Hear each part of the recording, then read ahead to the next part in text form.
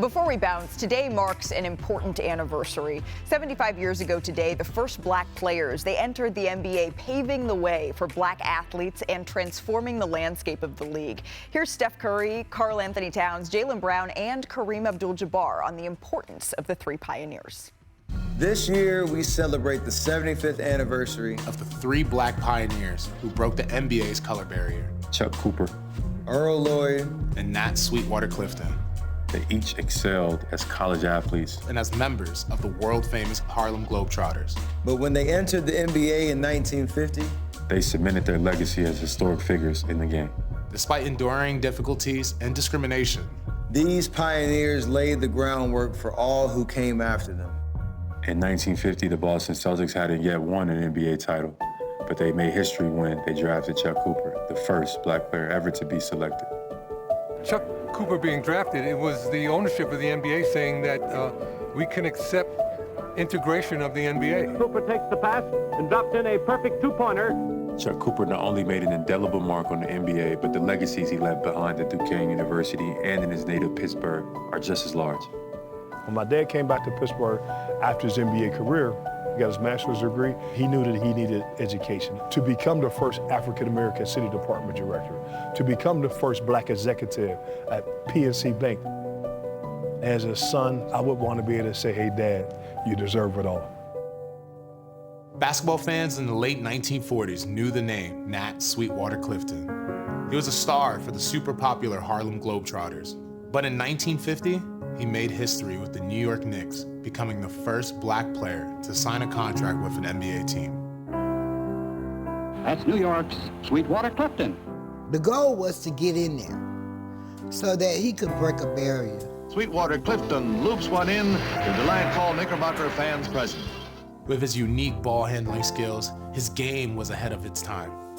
Clifton became an all-star and a prototype for today's NBA big man. Sweetwater was quietly somewhere near the top of the toughest guys ever played in the NBA. It's Earl Lloyd who holds the distinction of being the first black player to appear in an NBA game. A physical defender and rebounder, Lloyd played 9 NBA seasons and was a key member of the Syracuse Nationals. And they go on from here to win the 1955 Pro Championship. Following his playing days, the Detroit Pistons hired him as the NBA's first black assistant coach. Later, he was named the head coach. He understood that his gift was just not a gift. It was a gift that was designed to help him fulfill his purpose.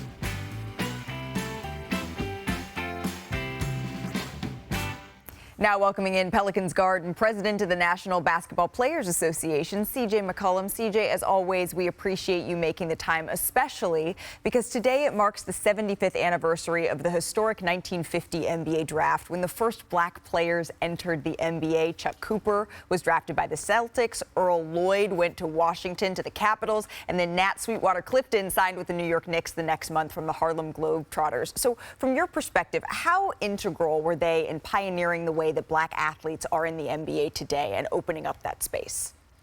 Yeah, these men were essential to the development of the NBA in general, from the expansion and understanding of the things that they went through in order to become a part of the NBA, the racism they faced, the discrimination, and their ability to still perform at a high level in spite of all the things they faced. And, you know, for us and for me as a black NBA player, to be able to understand the history of the sport, to be able to understand who came before us and see the sacrifice that they made before they got here is something that we're extremely appreciative of. And we plan to honor the legacy, the courage, and the determination of these three pioneers who transformed the NBA and all the countless others that came after them. You and I have had a number of conversations on and off camera, CJ, about how we stand on the shoulders of everyone who came before us and on the shoulders of giants. But as president of the NBPA, what does it mean for you to lead this current and then also future generations of black athletes in the NBA?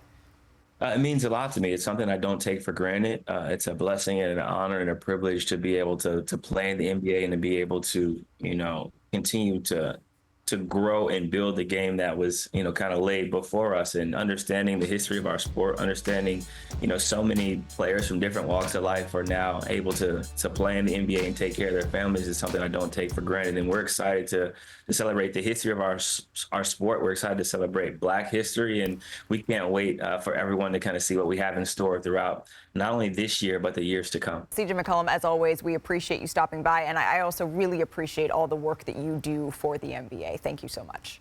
Thank you. I appreciate it.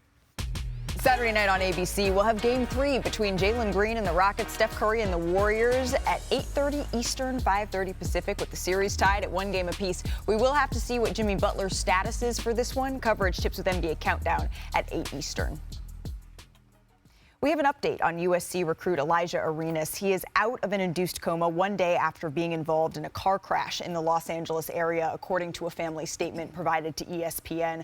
Arenas has, quote, shown significant signs of progress within the last 24 hours and now is in stable condition. And all of us here at NBA Today wish Alijah the best and a speedy recovery. We'll be right back.